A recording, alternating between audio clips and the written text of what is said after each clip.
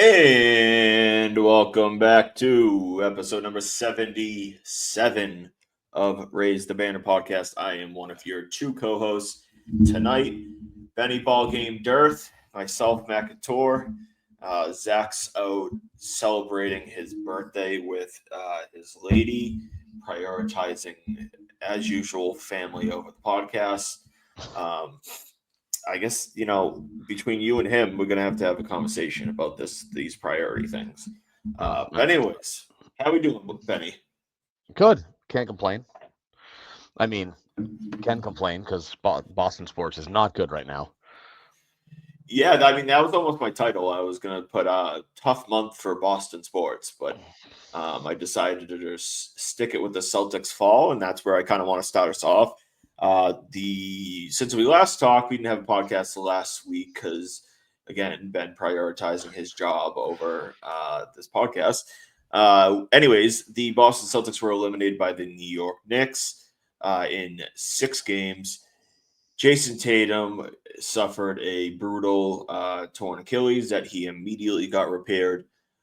Since we haven't been able to talk about it really on here since their elimination, I know we had a lot of conversation of what it would mean if they did not win the championship. So where are you at on this? We talked about failure and stuff like that. On the failure meter, 1 through 10, where do you sit on that as well? I mean, I'll say it's like a solid 9.5. I kind of feel like we never felt like the Celtics were completely out of it, just because they were the better team. I think, they had the emotional win in Game 5 before they just completely no-showed in Game 6. It's not a 10 because Tatum gets hurt. It would have been a 10 if Tatum was fully healthy and they still couldn't figure it out. They like this felt like a series that they lost this series. The Knicks didn't win this series. I mean, Game 6 aside, when the only person that showed up was Jaylen Brown. But yeah, this was a series the Celtics definitely lost. They literally gave away the first 2 games of the series before they took Game 3. Back-to-back 20-point losses. We talked about that last week, 2 weeks ago, rather. So there's no excuse for that, especially when, you are at least on paper, you're the better coach team. I think Missoula certainly should be taking some of the fault for this, but better coach team, more talented team, better team throughout the entire season. And the Knicks are notorious chokers. They're good for the, 2, 3, or 4 seed every year. And then, it's a scrappy first round series. And then, the ghosts come back and they just get absolutely railroaded in the semifinals is usually what Knicks playoff series looks like. So tough. I mean, obviously it's kind of overshadowed by Tatum's ruptured Achilles. Wish him a speedy recovery. Probably means you're not going to see him until March of 2026. And that's, if everything goes according to plan, most guys can come back in about 10 months nowadays. But, if one setback and, maybe he shuts it down for the entire 2026 season too. Hope, we'll cross that bridge if we need to. Certainly disappointing, especially considering the Cavs choked probably harder than the Celtics did. The Cavs were fully healthy, and in the same way that the Celtics gave away the series to the Knicks, the Cavs did the exact same thing to the Pacers.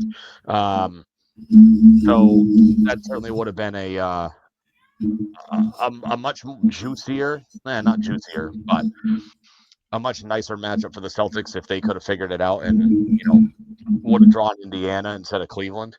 But it is what it is. 9.5 out of 10 on the failure meter.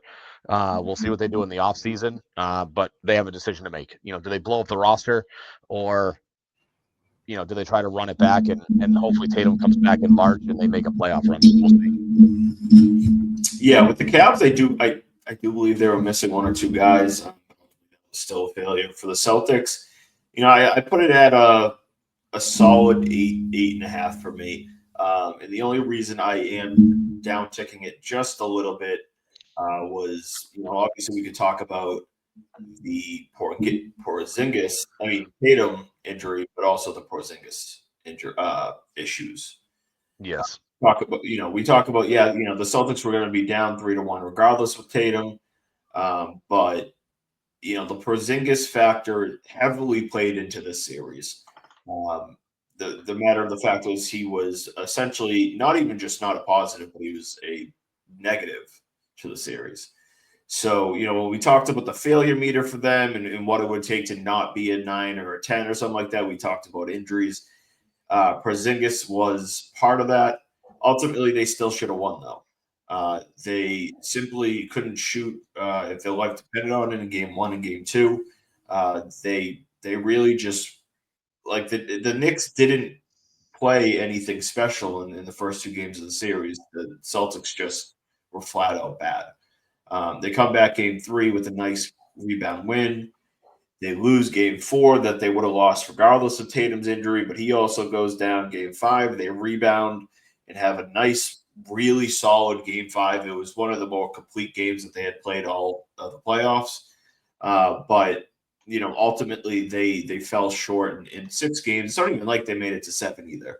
We talked about failures in that aspect of it as well. They lost in 6 games.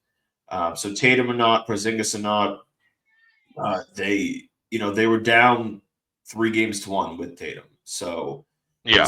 this isn't like Tatum got hurt, game 1, and they played the entire series without him. They were simply just they didn't show up.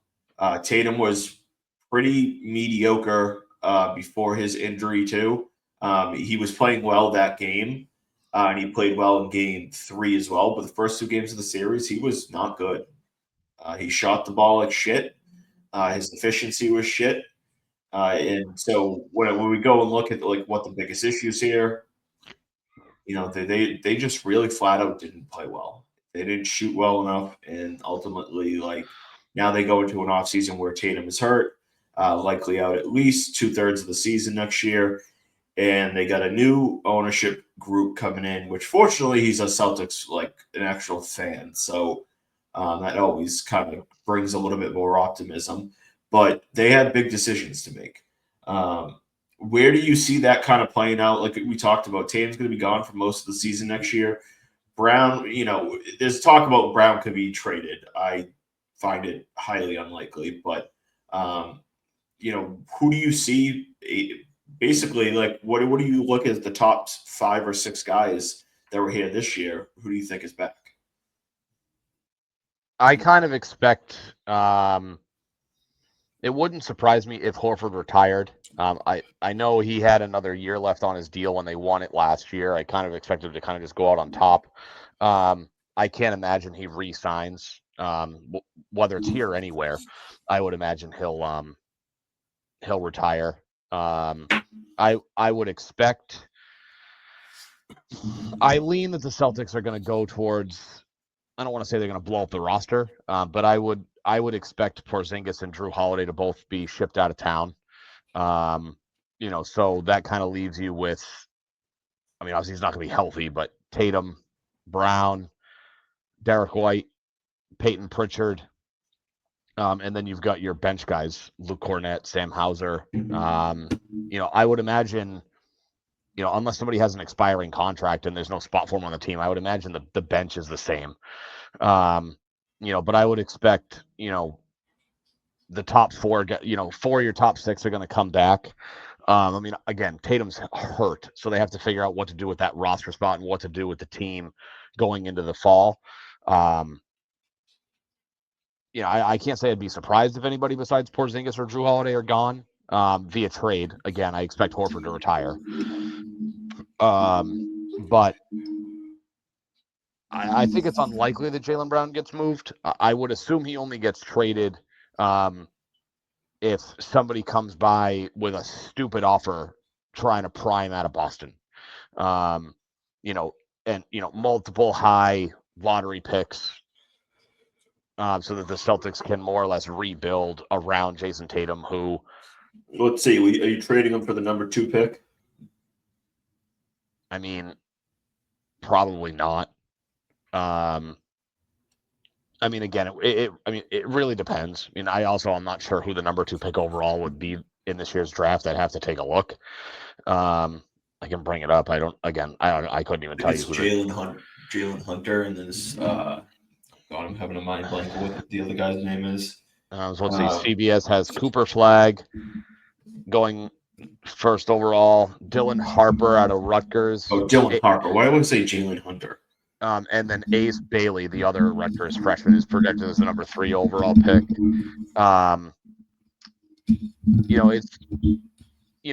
the Mavs came and were like, hey, here's multiple multiple first round picks.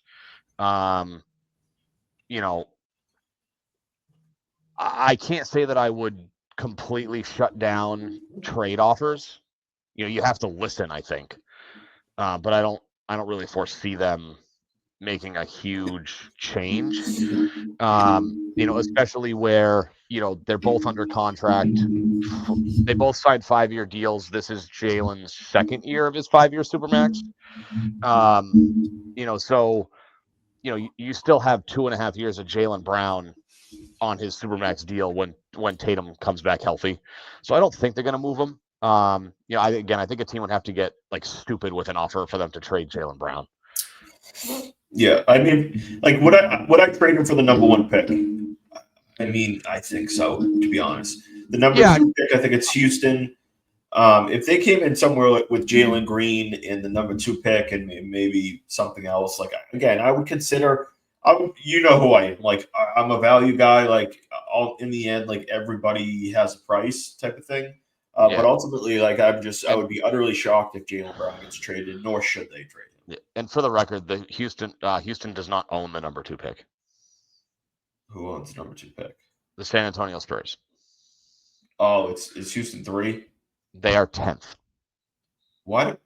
Who's 3?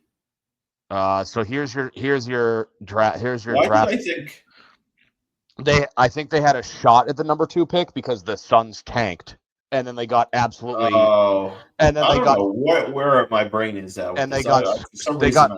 they got screwed in the lottery. So you have Dallas 1, San Antonio 2, Philly 3, Charlotte 4, Utah 5. Utah's the team that also got screwed. They tanked and didn't get the number 1 San pick. Antonio is another team that makes sense. Washington 6, New Orleans, Brooklyn, Toronto 9, and then Houston is 10 via the Phoenix Suns.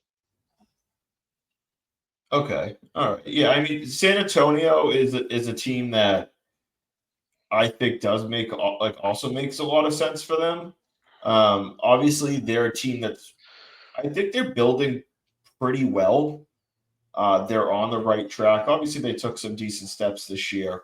They got Wemby, who is basically, a superstar. If you could pair Wemby up with, Jalen Brown, it's De'Aaron Fox at point guard. They got what's his name, Vassell down there too. If you could team them all up together, like that's going to be a team that can make some noise and young and up and coming. And Jalen Brown could kind of be the alpha dog in that room, as I guess the veteran among those guys. But they make a lot of sense just because of that. And I don't know if Jalen Brown wants to go there, but as I mentioned, Houston's another team that makes a lot of sense. Obviously, Ime's down there. They can make a package of using that 10th pick, a guy like Jalen Green, perhaps, maybe a couple other pieces. But again, I just view it very unlikely. Ultimately, here's what it kind of comes down to with the NBA and the Celtics. You have 2 stars, legitimate stars, not fringe stars, not 1 star and 1 good play. No, you have 2 stars. Don't trade them. Everybody beyond them is free game. Porzingis, I see, is probably likely out the door.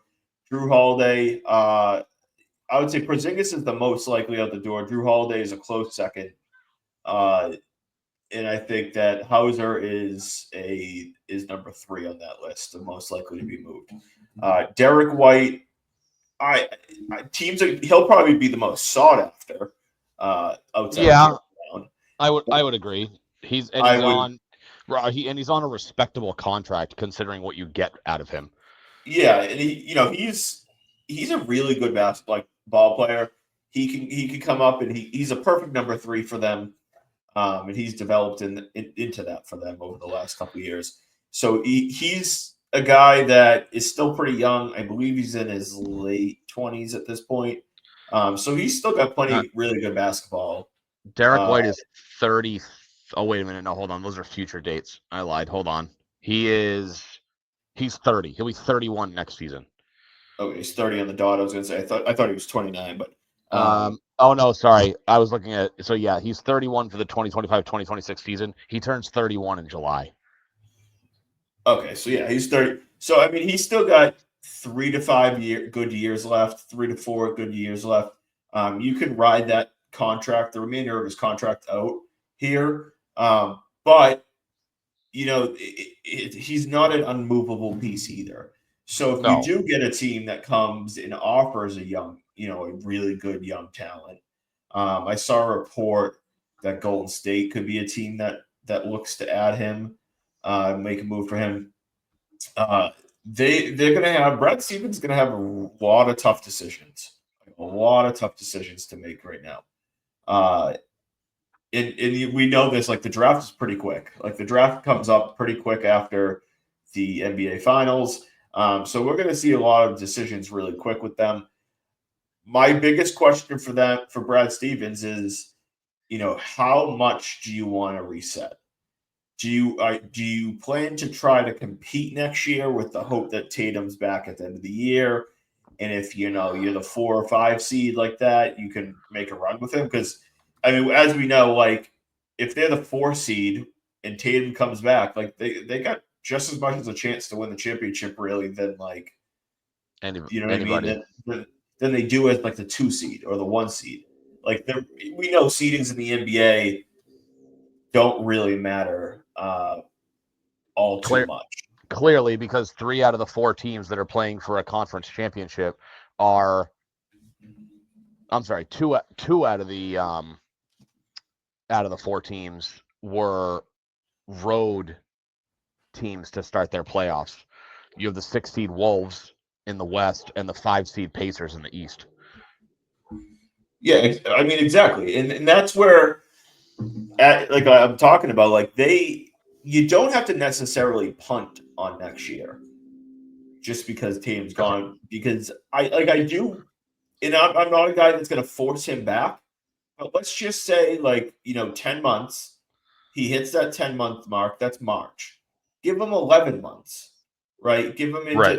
into early April, and if he's 100% and he can get his legs under him over the last, even just 5 to 6 games of the season and find his rhythm over that last 5 to 6 games, and he's ready to go for the playoffs, like you're going to be a team that no one wants to face, and you're going to have just as good of a chance to make a run as you did if you were the 2 seed or the 1 seed. Like so, the seedings don't really matter too much for them. But ultimately, they're going to have to make some big choices because on top of all that, they got to cut some payroll. I think that's just being realistic given the Yeah. new CBA.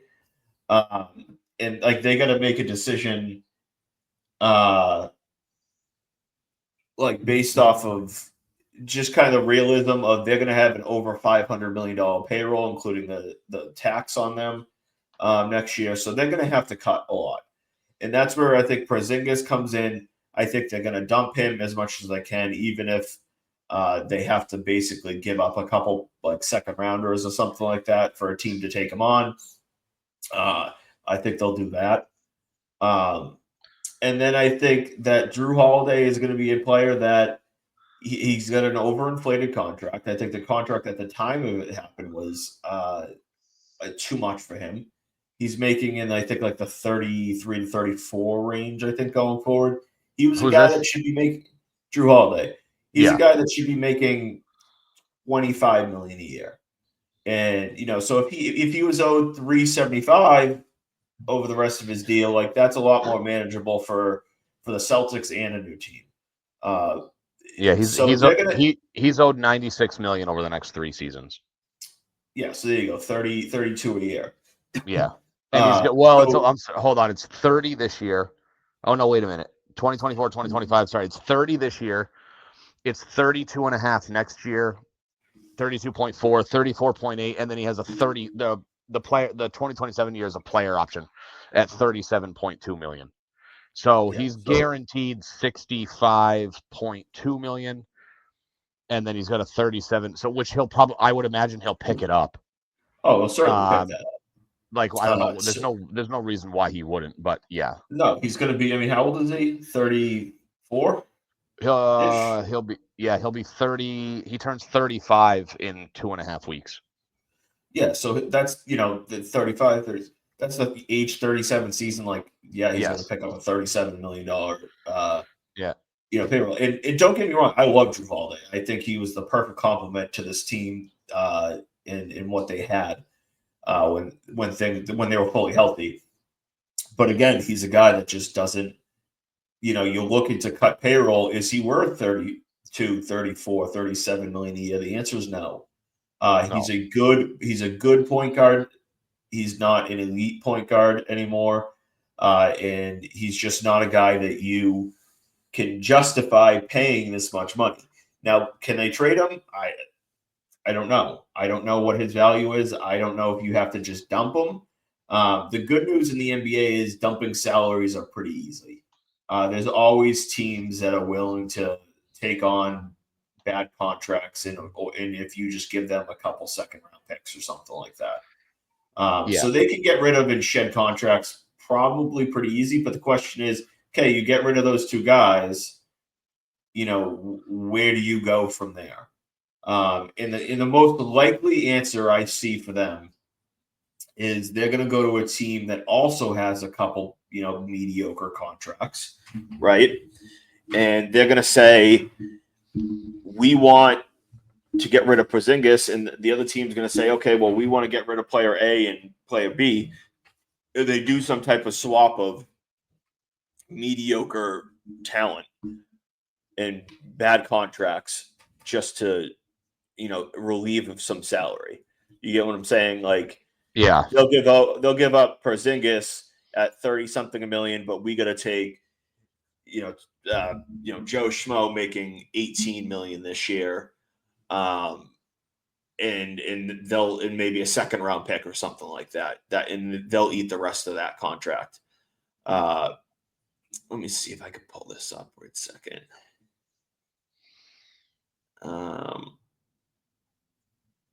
Nope.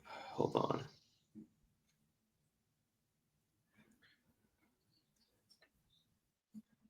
Hold on. Here we go.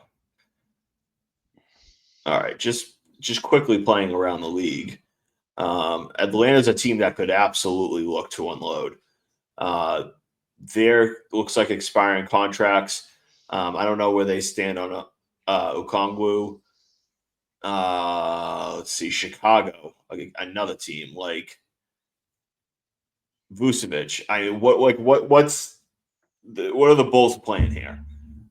They got guys. They got these guys sitting here on notable deals. Like what are their plans here as a team? Do you want to be playing Kevin Hunter 18 million a year? And the answer is, well, probably not. All right, here you go. Do me a favor. Bring up the Houston Rockets. So I just googled Jaylen Brown trade ideas because I know some of the things have been going around. So here's a projected. So it's a Bill Simmons. This is a trade idea from Bill Simmons. It's Jaylen Brown and Drew Holiday to Houston. I don't know how the hell would they fit that money for Fred VanVleet. I can't add him in this, but yeah, go ahead. Jabari Smith Jr. Yeah, so that's Tari Easton. Okay. And they'd also get the number 10 pick in the 2025 draft. Yeah, see, that money doesn't. They would have to get someone to throw like money into it. Yeah, They'd yeah, have to yeah. get a third team because Van Fleet is making what? So this is about 43 plus That's 10 plus 10, so that's about 52 called. and a half. 53, 56 million. So they're going to they have to get, they don't have to get exactly 79, but they're going to have to get about 26 more million, about 23 to 25 million added into that.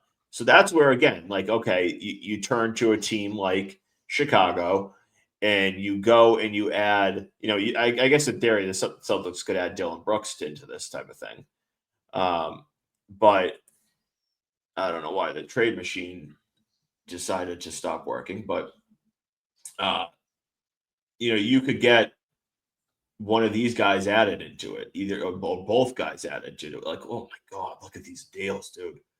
Like Zach, like you want to be paying these guys this type of money? Not even close. So there's ways to make that work for them. Yeah, Um, one guy I would absolutely love is right here. I don't know I doubt that will ever be a possibility, given the circumstances. Like, why would Cleveland move him away? But I've always been a big Darius Garland guy. Uh, you figure, right? Like the Celtics trading with the Cavs seems unlikely. Like the Cavs are already, as of right now, they're the top dog in the East. I know they just got eliminated, but it seems a bit odd that they would load up another team as opposed to trying to within the same conference is more so where I'm going with that. yeah, Like as opposed to because it's way easier to stomach shipping him out west when you only have to see him a few times a year, and then maybe if that team makes a run through the postseason, as yeah, opposed to like if you ship him out to Cleveland, you're seeing him 4 times a year, and then he's gonna dangle his jock on you in the postseason. yeah. So I mean, like a team like Utah matches up. Obviously, Danny Ainge, is a friend too. So you could get, the other option is for the Celtics is to use a bunch of firsts. They own the 28th and the 32th pick. So if you send a guy like Porzingis their way, and then they send a guy like John Collins your way, all of a sudden that swap works. Now, is Utah doing that swap? Probably not. But if you sat there and offered a couple, a first round pick on top of that, that's a possible trade. Yeah, Um, that's a possible swap. Colin Sexton is another guy. Like, I think he's a really solid player. That if you go to a team like go to a situation like Drew Holiday, same thing. Like you add Colin Sexton into this, you add Drew Holiday. Okay, maybe the Celtics have to take on a guy like Clarkson, who I would assume. He's a pretty good ball player, so he probably has pretty solid value. But I don't know where his place is in Utah long term. But again, you do something like this. You add a couple firsts on, get a first or two onto this. All of a sudden, you improve as a team, and you shed one salary for two. Now, do the Celtics want to do something like this where they're trying to cut salary? I doubt it. But yeah, I think as a whole, like there are options here. yeah. Will you do Um, one? Will you do one more for me? yeah, Go to Brooklyn and do Jalen Brown for Cam Thomas, Noah yeah. Clowney. That's not Cam Thomas. Uh, Oh, you can't I add him can't in. do Canada. Yeah. I wonder what does it. Do you know why it doesn't do that? There's something like sometimes it's expiring deals or I don't know, something like that. I Yeah. can't imagine. So a guy I don't know the exact reason.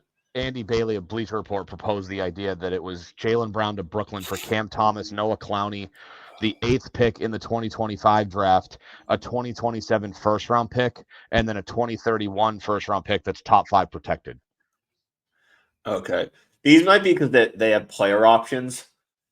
So until the team like picks them up, Let's they see, don't like allow them to be traded. Cam Thomas Um, contract.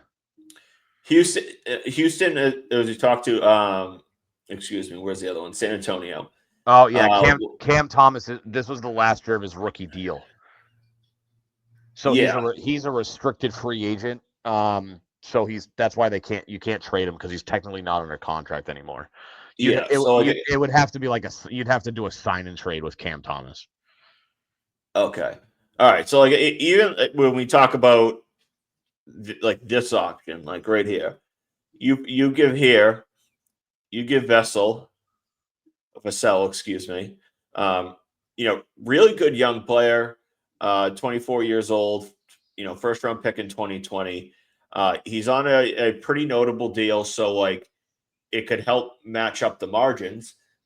And then you take a guy like Harrison Barnes. He's only 32 years old. I I feel feel like like that dude's been, I feel like he's been around for 50 years. yeah, like I would have guessed he's like 36. So we take right there. All of a sudden, that's doable. Now, the Celtics aren't doing that, but No, you take those two situations, and you add, the number 2 pick into the mix. Okay, now we're in a conversation where like something could be doable. But again, I'm not betting on Jalen Brown being traded. So, um, we can exit out of that and get back to the conversation here.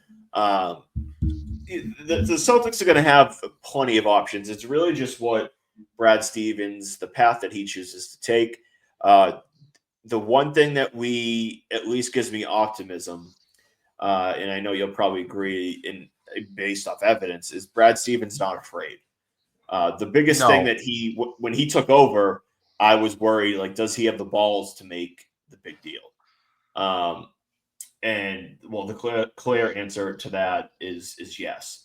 And just to have some fun with it, I do want to bring up one more mock scenario because I could see it happening.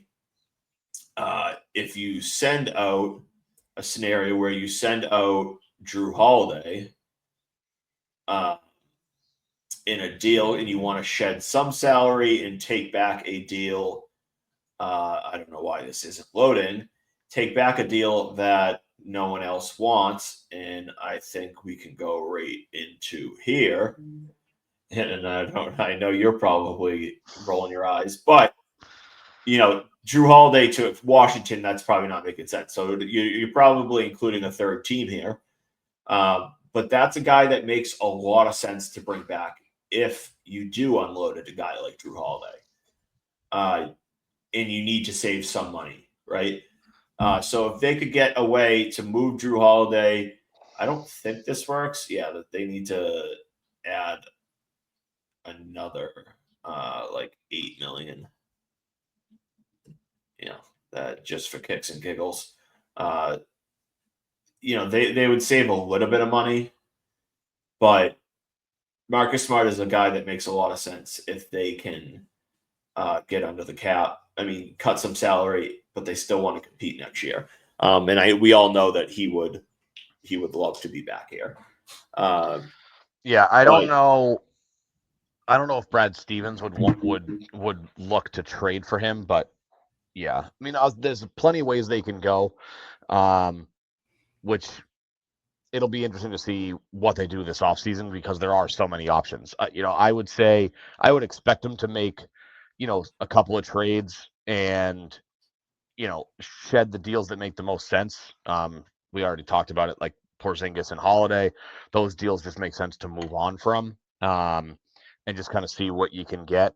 Um, I don't know what the free agent market looks like for 2025, but we'll see. But there's a ton of options depending on what they want to do. So, you know, so I mean, they can't really sign much of all in free agency because they're so far over the cap.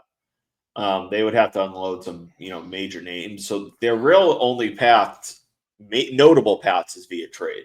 But like as we've seen in the NBA, that's not very limited. Like it's not like other sports where like if you can only improve via trade, like you're shit out of luck, like you're in trouble. yeah. Like the Celtics in the NBA, like there are some wonky ass trades to get rid of salaries and all that type of stuff. We kind of saw that with Porzingis. The fact that the Celtics got Marcus Smart, got Porzingis and 2 firsts for Marcus Smart was kind of insane at the time and still is, regardless of Porzingis's injuries as a whole since he came here. But we'll see where things play out. As we talked about, that it was a failure of a year or two here with this core, and unfortunately, it now looks like it's time to break it up. If Tatum was healthy, I think there was a solid chance that they run it back. Maybe they just unload Porzingis. But without Tatum for most of the year, I think that they're going to look to kind of make some notable changes, to say the least. And we talked, well, I was going to say, just to wrap it up, we talked a couple of years ago, well, a year ago, really. Yeah, a year and a half, whatever. Whenever they traded for Porzingis, that realistically their championship window was either 2 or 3 years. Just obviously you can't pay them all. Plus with the contracts, they gave, Derek White got a sizable deal. Obviously Holiday got paid pretty, got a decent extension. So, that part of it's tough. But we kind of knew that this was like a 2 or 3 year situation, and it's a shame how year 2 unfolded and ended. But we kind of thought, that this window wasn't going to be open very long. So, give us your thoughts on Giants Patriots Week 3. The Giants are going to get slapped around by Mike Vrabel and the New England Patriots. Week 13. Yeah. Well, we might. I dangled the carrot about the idea of doing a Pats schedule prediction. So we'll see if we get there, and we'll talk about it. Well, I mean, I guess we can transition into that right now if you really want. Feeling fancy. We can do some. We can do some Patriots schedule talk. Let's have fun with that right now. As we can see, week 1 of the preseason, week 3, blah blah blah blah. Okay, regular season right here. Obviously, they released a schedule. What was this? About a week ago. Yeah, a week ago. Yeah, tomorrow will be 1 week. Yeah, so we're looking here. We talked about this off the air of their schedule as a whole. Expectations. The over under seems to be 8.5. Most places you look, I think a couple might still have 7.5 at minus money, but a lot of predictions seem to be in the 10 win range. So let's just kind of break it down from there. Where are you seeing these first 2 weeks? Week 1, week 2, hosting the Vegas Raiders, and then at Miami. I mean, to me, that's a split. The Raiders, they certainly have some young talent. The issue is they don't have young talent at the position that matters, which is quarterback. We'll see what happens, down the line. But, obviously, they've got Brock Bowers. They added, and I'm not going to be able to pronounce his name right, Beck, the kid from TCU. They drafted him in the 2nd round. Of course, they get Aston Genty with the 6th overall pick. So they certainly have some young talent. But again, they don't have a ton of options on defense. They lost Robert Spillane to free agency. He's now a Patriot. So, that feels like, a solid start to the year. At Miami, feels tough for that time of year. I get that, it's warmish here in New England in the middle of September, but it's still pretty hot down in Florida. That's never an easy trip early in the year because of the weather and how humid and muggy and gross it is. And for some reason, the Patriots can't beat Tua Tagovailoa. He is 7-0 in his career against the New England Patriots. I don't know what demons they have with him. They just can't beat him. But again, I think that's more the timing and the matchup than it is the talent.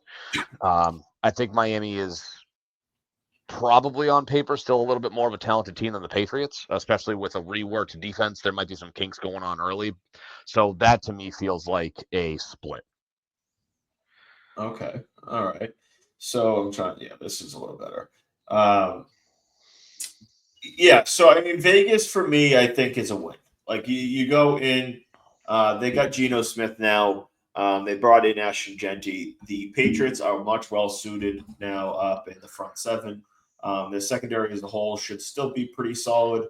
I expect the defense to be better. I think that they underperformed last year, and we can talk about, we don't need to dive into all the reasons for that. But the defense as a whole should be a really good defense this year. Geno Smith does not scare me. Uh, Ashton Genty, it will be his first game, in the NFL as well. So we'll see how much they throw him into the mix. I would guess he'll be immediate full time guy. But they don't have receivers that scare you. Is a guy like Christian Gonzalez going on Jacoby Myers? I'm not worried about that matchup. Offensively, that's the biggest question for the Patriots. As you said, the Raiders lost Spillane. They lost a couple other guys that moved on. They, Christian Wilkins, I think, is his whole entire season next year is in question with the knee injury. Um, they should chalk up week one as a win. If they don't, especially at home, and not that they've been good at home, but that's an absolute should win game. At Miami, like you said, I'm going to lean loss for this purpose. I think I'll give them I'm going to end up giving week 18 to the Pats. We know the division; they'll split probably. That's the most likely outcome. At Miami, it's going to be very hot. And as you said, for some reason they have trouble down in Miami. So I Well, think we both kind of agree there. Go ahead. well, recently it's also like they can't beat Tua no matter where they play him. Yeah, I mean, I don't necessarily buy into like that gimmick concept of it. Like, I think it's just more of a coincidence than anything. I mean, the Patriots teams have just also sucked the last few years.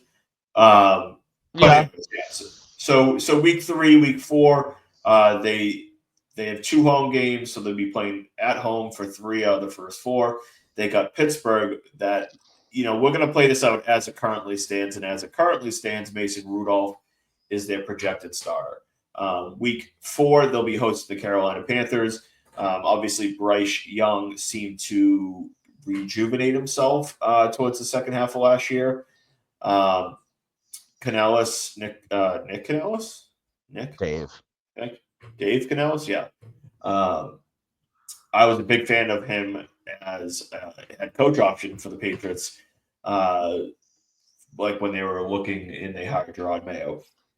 He did really good wonders down in Tampa, bringing Baker back to life, and he seems to might have fixed Bryce Young. And so, going into these weeks 3 and 4, if we're going to say they're 1-1, how are you seeing these next 2 games playing out for them? So these 2 games should be wins. I know that as of today, Pittsburgh doesn't have anybody other than Mason Rudolph to play quarterback. I would expect that to change. Aaron Rodgers has been linked to Pittsburgh for what feels like ever at this point. But Aaron Rodgers does what Aaron Rodgers wants, so who really knows? Um, Carolina, yeah, Bryce Young had like a second half resurgence last year because he looked utterly lost as a rookie and didn't really have much going right for him in the early part of last year. I mean, neither offense scares me. I mean, yes, Pittsburgh acquired DK Metcalf, but they also shipped George Pickens out of town.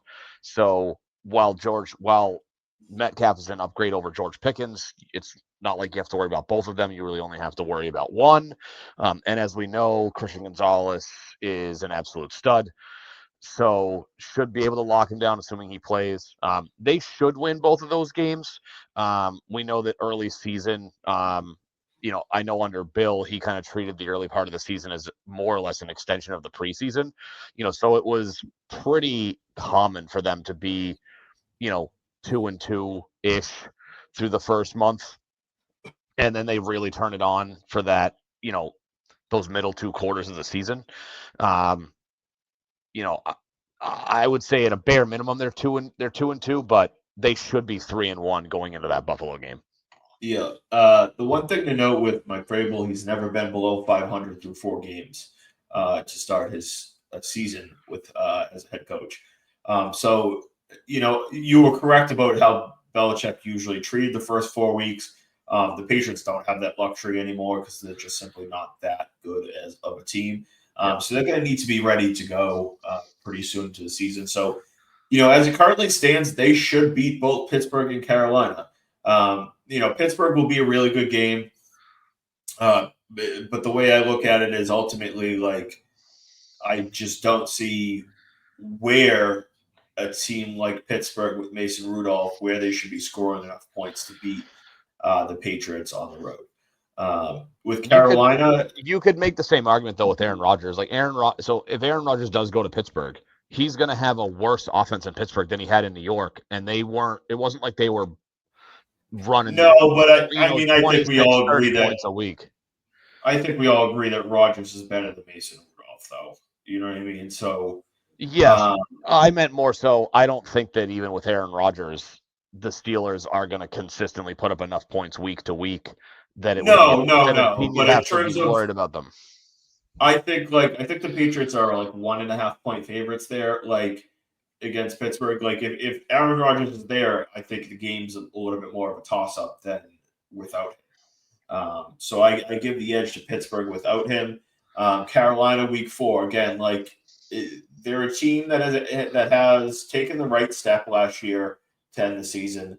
Um, they're on the right path, but they're still a really young team. They're still an unexperienced team. They still lack a lot of high end talent uh, at both wide receiver, at running back. Chuba Hubbard is uh, decent. Jonathan Brooks is out again with another torn ACL. Yep. You Only know, other the only other guy they have is they signed Rico Dowdle in the offseason. Yeah, they just again, it's another team that like if the Patriots defense is what it's supposed to be, they shouldn't score enough points to win a game. So I'm going to put them at 3-1, heading into a long road trip. They have 3 away games at Buffalo, at New Orleans, at Tennessee. At Buffalo is a Sunday night football game. We know what Buffalo is, really good football team. Josh Allen. Then they go to Sunday night for a 4:30 game against New Orleans. We know what they are.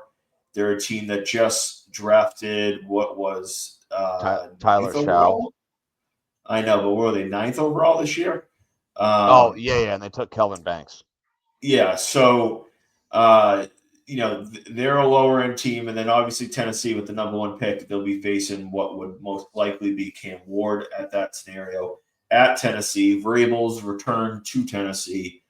Um, let's just say we're putting them at 3-1 right now. Those next 3 games, they will have played 7 games. What's their record going to be after 7 games? 5-2. Okay, I mean, Um, I'm assuming you're going loss at Buffalo. yes. I think it'll be a more competitive game. The look ahead line on DraftKings right now is a -8.5. Obviously a lot can change. It's May 20th, and that game is on the 5th of October. So, but like you said, we know what Buffalo is. They have really good coaching. They have great talent on both sides of the ball. And they are, they're still hungry. They've had some slip ups in the postseason these last couple of years. And so, I feel like one of these years they kind of have to just figure it out and break through. But yeah, that's the loss.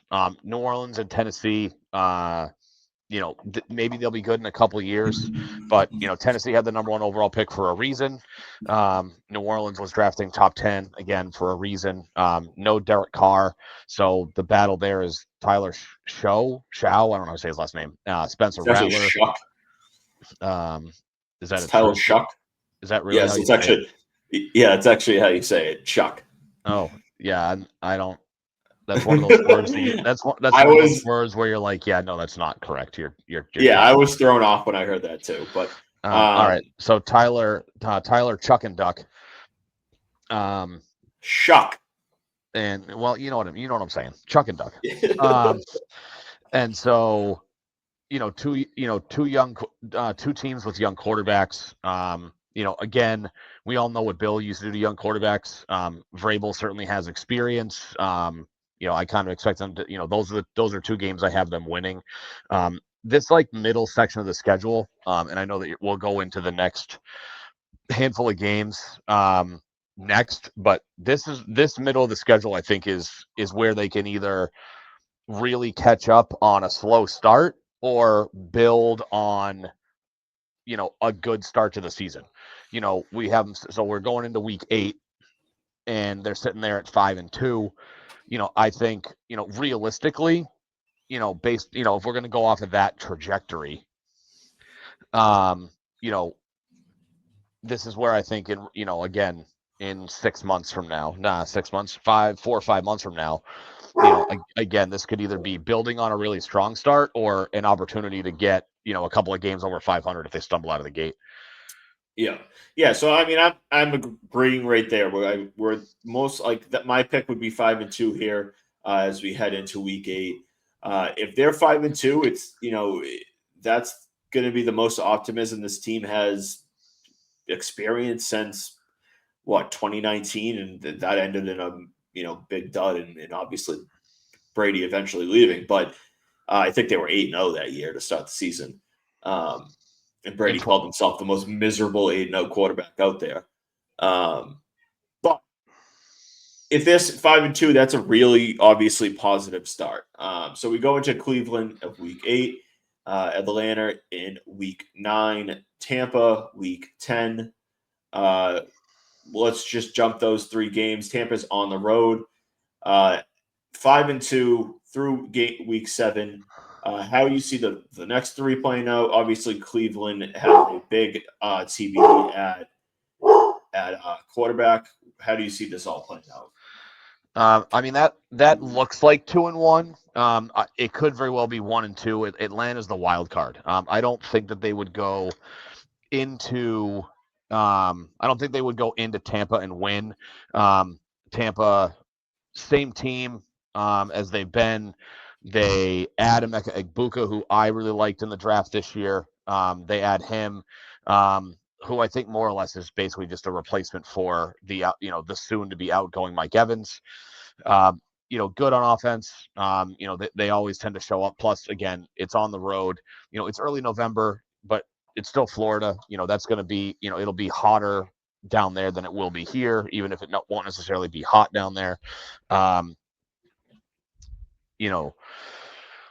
I think Atlanta certainly has some talent. It really all hinges on Michael Penix. They added 2 legit defensive studs in the first round of the draft, in Jalen Walker and I'm going to blank on James Pierce in Tennessee. So their defense should be much improved.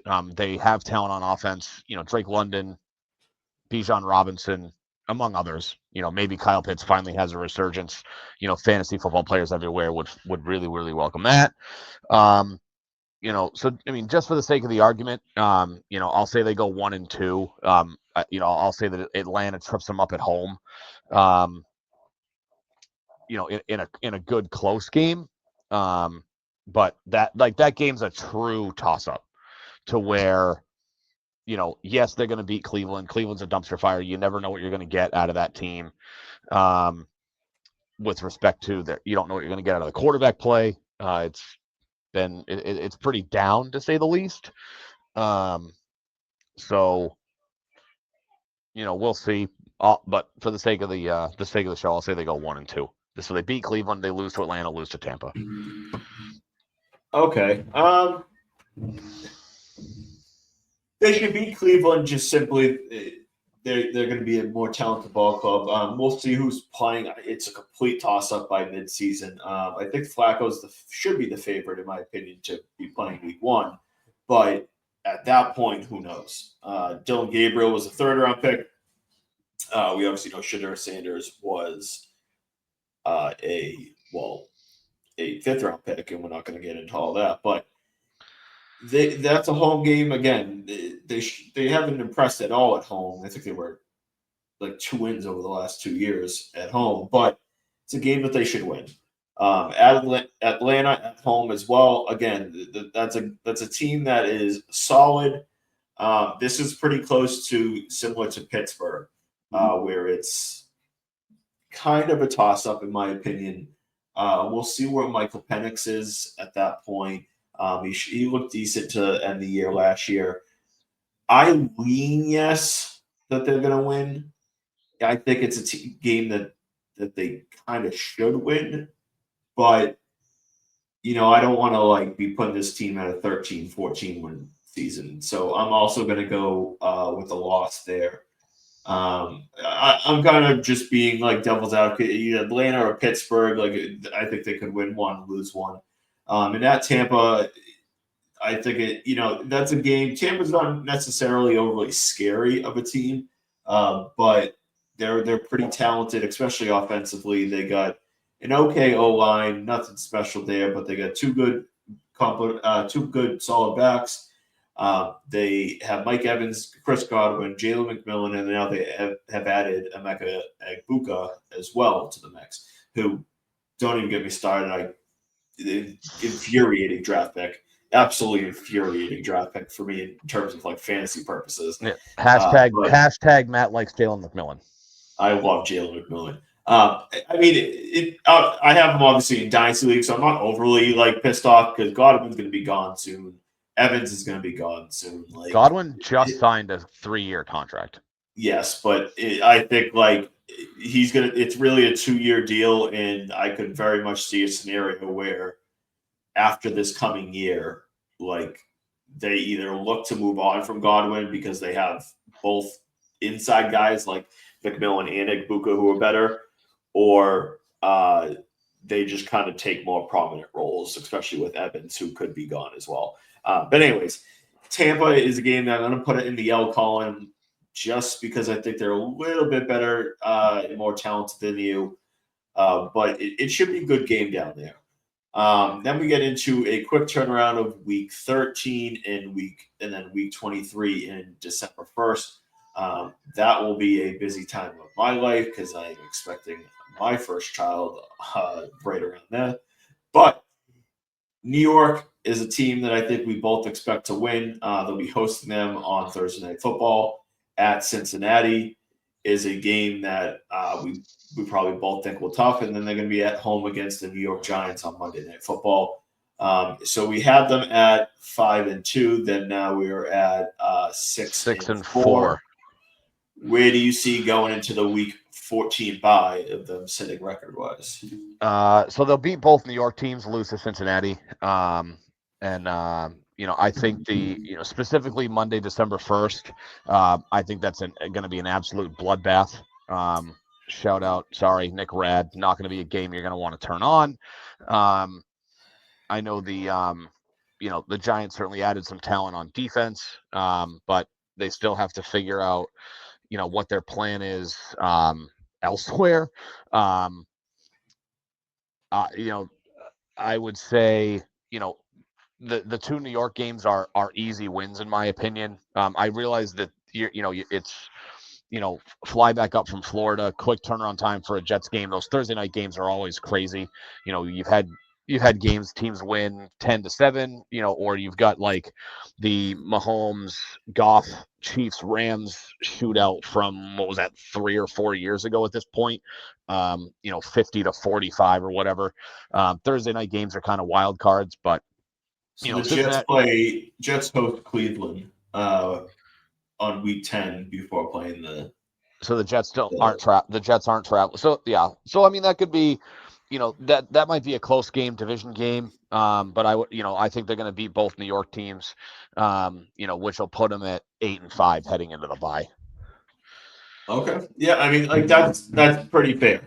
Cincinnati, if they were playing them earlier in the season, I would be a little bit more confident because they suck in the first month. But they're a pretty talented team. Their defense sucks, and I think they'll continue to suck this year. So, I mean, that game will really come down to how much the Pats can can limit the Cincinnati offense. I think they'll have an outside chance there, but as a whole, when you get Jamar Chase, Chase Brown's pretty good. T. Higgins in the mix now.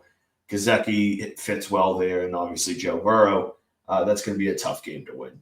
New York, the Giants, they're gonna slap them in the face with their, you know what? Russ doesn't scare me at this point. He's a guy that, I think he's solid. Like he's okay. He's a mid-tier quarterback. He'll keep you afloat.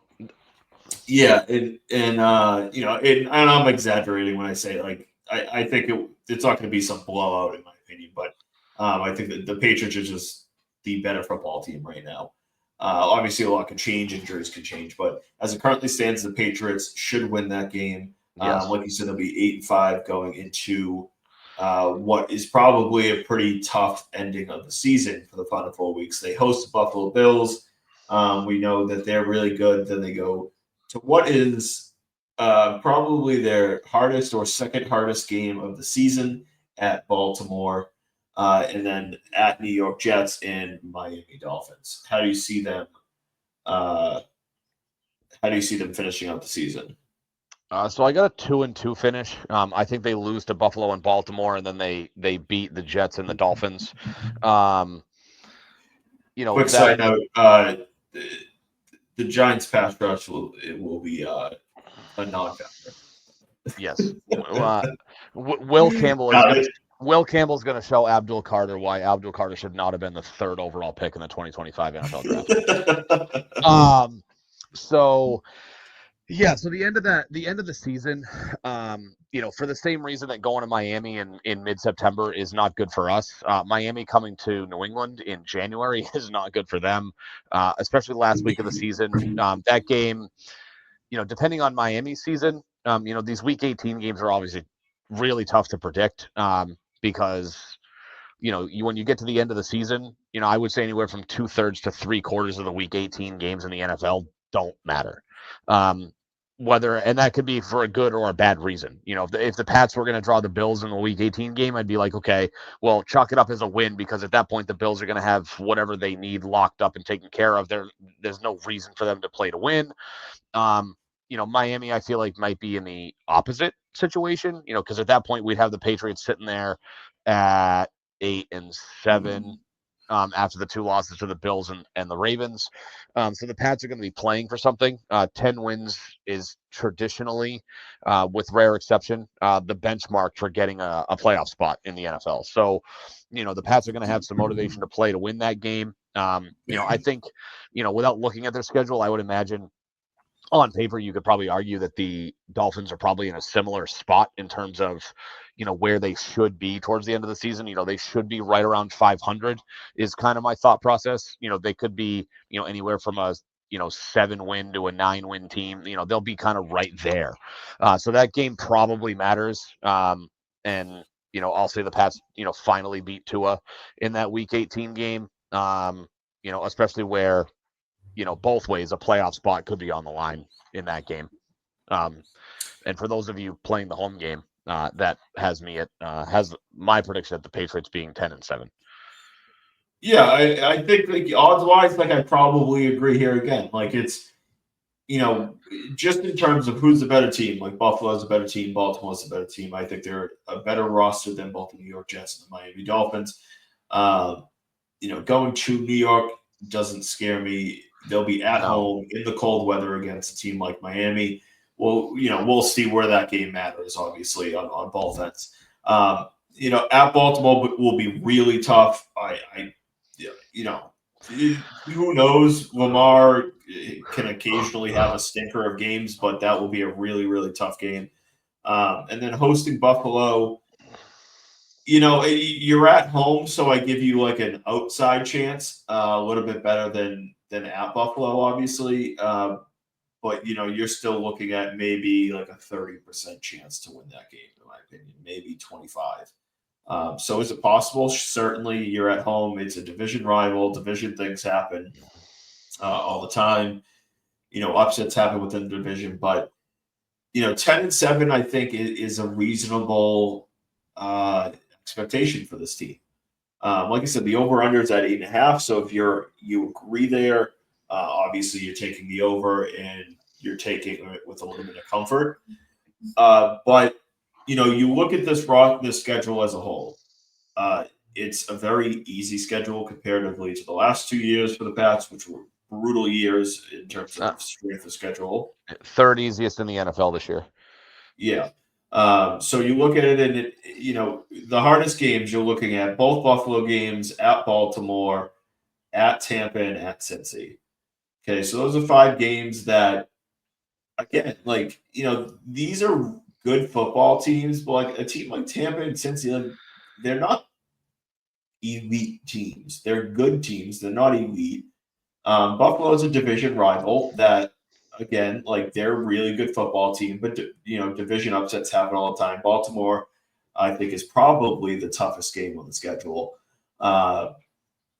So as a whole, like 10-7 is, I think, well within range. If they just hit all cylinders, could I see 11 wins? I guess maybe 12, like in an outside chance, maybe. But 10 is probably where I feel most comfortable, and I think their floor is probably 7-8 wins. Are you agreeing there in terms of their floor? Yeah, I mean, so early on, I kind of felt like 5-6. This was before the schedule came out. That 5-6 felt like their disaster floor. I would say. Yeah, I mean, obviously, like, if Drake May gets hurt, everything changes. But Well, yeah, and I meant more so like because of all the turnover, the team just doesn't gel. Like if the team doesn't gel, I think you could be looking at a 5 or a 6 win team because they just can't figure it out. Small, minute chance of that happening, but yeah, I think realistically, if they if they play well and they compete and maybe they just they lose a couple of close games because another team the ball bounces the right way for somebody else, I would say like a realistic floor for this team is probably 7-10. yeah. Which I would mean, like, mean which would mean you're probably yeah, losing the Pittsburgh game, you're losing the Atlanta game. Maybe you get maybe you lose both Miami games in that case, and yeah. then pick something else kind of randomly through The New York, through. one of the 3 New York games. Like, and don't get me wrong with it. Like, and we should kind of make this clear: is like the Patriots aren't a top 5 team, so like they're not arguably not they're not a top 10 probably team. Right. And so, like, going to New Orleans, going at the New York Jets, or what are some other wins? Hosting Cleveland, like if Joe Flacco plays a good game, like none of these are like write it in stone wins. Than maybe, in my opinion, like 2 to 3 of them. Like, I just really don't see them losing to Tennessee.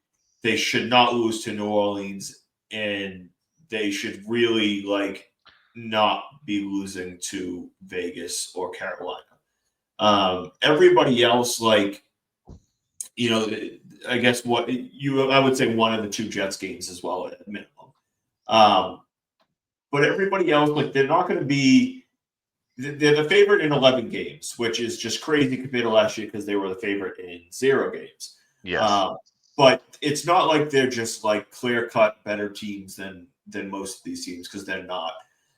So 10-7, 9-8 is, I think, the closest and most likely 2 outcomes record wise. But yeah, I mean 7. I think their floor is probably 7 wins, and their ceiling, I would say their ceiling is 12 wins, just because if Drake May takes the leap, then they have a chance to be a really good football team. And by All right. leap, I mean like the high end of what a leap could be, because he could take a step forward, he could take a little bit of a leap in Yeah. their 9 or 10 wins. But if he hits all cylinders and breaks out into the star that people thinks he can be, which is entirely possible, obviously, Yes. Um, I think 11 to 12 wins is possible, but probably not the most likely scenario either. Yeah, like I mean, 11 feels like. I mean, granted, we're talking about the difference of one win. 11 feels like a solid ceiling for me. It's like maybe they steal one from Baltimore late. Um, I don't. Yeah, Until they can compete with Buffalo, let alone beat Buffalo. I don't. I can't confidently say even if Drake May takes a massive step forward that I can feel comfortable giving them a win. We'll see obviously how the season unfolds. If there's one saving grace about the Bills, they have the bye week before hosting Buffalo, which gives them almost 2 weeks to prepare for that game. And if Drake May has taken a legitimate step forward, then that could be a game that they could steal from Buffalo late in the year. Maybe it turns the division around, But if they're going to steal a win somewhere because Drake May takes a step, like to me, it's either at Baltimore or at Cincinnati. Those to me feel like games that just because you know Lamar's good for one or two kind of mid games a year where he just doesn't have his A game and the offense stumbles and the other team takes advantage. Obviously we saw the Patriots steal a win from Cincinnati early in the year. We all know Cincinnati's not a great starting team, but it's late enough in the year. Like those are two games I could see them stealing. But you know, yeah. I mean, So just to a your quick point, like reference: true the Bills. ceiling. True ceiling is 12, but 11 feels safer. Yeah, the Bills play home against Cincy the week before that Week 15 game. Wow, their schedule. Bills' schedule: Baltimore at Jets, Miami, New Orleans, New England, Atlanta. They start off relatively simple outside of Baltimore, but then it's at Carolina, Kansas City, at Miami, Tampa, at Houston, at Pittsburgh, Cincy, and then they finish off with Pats, Cleveland, Philly, New York. It's not a terrible schedule overall. It's probably middle of the pack, but that Philly game week 17 is going to be fun. That's going to be a fun game, especially because it's not week 18. So you could have both of those teams vying for maybe the 1 seed or the 2 seed type of thing, and that's going to be that game will be flex. That's a 4:30 game. That game's going to be flexed to Sunday Night Football. That's almost a Yeah, certainty, in my opinion. it's also interesting because typically most teams finish the year with back-to-back divisional games. So it's interesting to see that they're not playing back-to-back divisional games at the end of the year because that's normal. That's a standard for them. Yeah, I mean, I think it's like half and half for the most part when the team's doing and stuff like that. But yeah, anyways, we can finish it up there. Like I said, I think the 10-7 for the Patriots is kind of a pretty good uh, threshold of what players and people in the New England area are expecting. One more question for you. May takes a comfortable step forward. Let's say he doesn't shoot out and looks like a superstar, but he takes a step forward. And they do finish 10-7, and they're the 6 seed, and they lose to so that will put them against the 3 seed, which would be in theory who? Probably either I was thinking Baltimore or Kansas City. Baltimore, Kansas City, or Buffalo. So let's say they go 10-7. They face one of those 3 teams on the road. They lose 27 to 20, 27-17. How are you? And obviously, this is a very vague question, but how are you in general expect like what you would feel about the season? I mean, I guess it would really depend on Drake May specifically. I mean, obviously, if the Pats can go from a 4-13 to a 10-7, season with a playoff berth, and 27-20, is a competitive score. Not to say that they were down, 27-13, and then they get a garbage time touchdown. I mean, this feels like what 2022 could have been for them when Mac Jones didn't take the step forward. And we kind of hoped he was going to. Um, Different set of circumstances, better quarterback, better roster, better coaching staff this time around. It kind of felt like, a year, call it a year and a half ago, had always felt like the Patriots were really building for the 2025 season to be like their first year back as we're a threat in the AFC type of season. So I would say, if they got, 9-10 wins, and a competitive playoff game that just doesn't go their way, you'd be really hard pressed to feel bad. Um, I would say that, that's a true success. Anything beyond that is gravy. Say, they get a 5 or a 6 seed with 10 wins. I think 10 wins probably is the six. I'm sure there'd be some 11-5 team. I would expect whoever doesn't win the AFC West, that next team to be whether it's LA or if Kansas City falters a little bit and they don't win the division. It could be a Cincy. Could be Cincinnati. We'll see. But if they go in, and especially if they steal a game on the road, if they go into a Baltimore or if they go into a Kansas City and trip them up, anything like that's a plus type stuff. But again, 10 wins, playoff appearance, and being competitive in that playoff game, where say Drake May throws for stat predictions. Say he throws for, 4,000 yards and he's pushing 30 touchdowns. And they go 10-7. You'd really be hard pressed to, you'd be nitpicking anything at that point. Maybe the turnovers are, still a little bit problematic, but hard pressed to feel anything other than that being a successful season.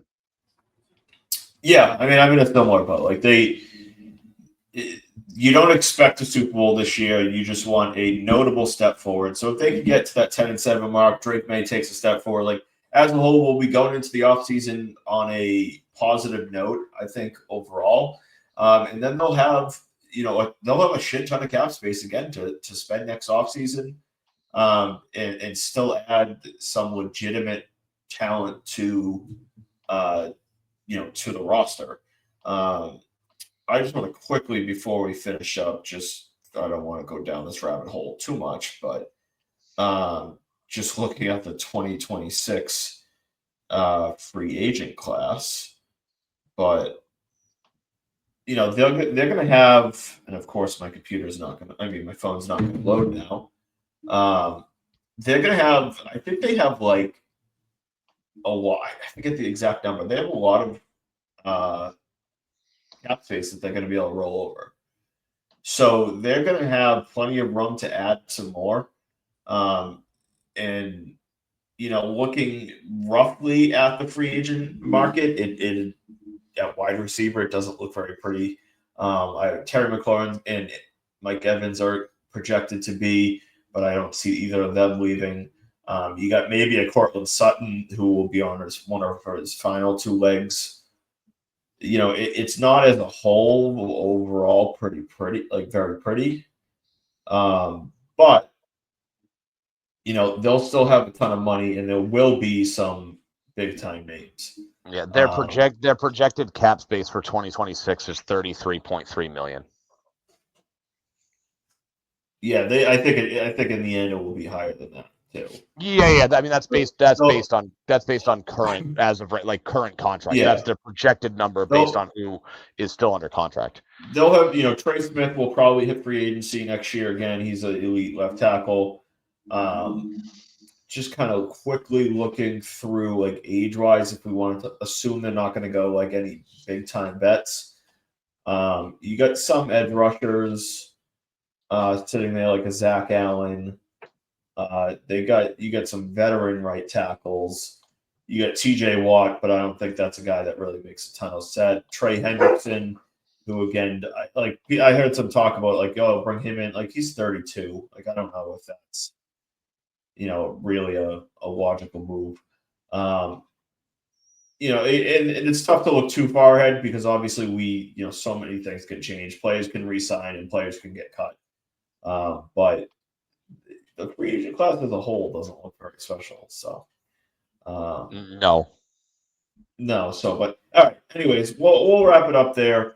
10-7 for the Patriots record prediction. I'm sure we'll do another one, obviously, before as we get closer and have a more better look at what the season could potentially be, probably sometime in mid to late August. But yeah, any final words? Wrap it up here. Yeah, We I mean, still didn't talk about no, Jordan Hudson and Belichick being engaged now, apparently. I mean, good for Bill. Get some. She's batshit crazy, but whatever. Get yours.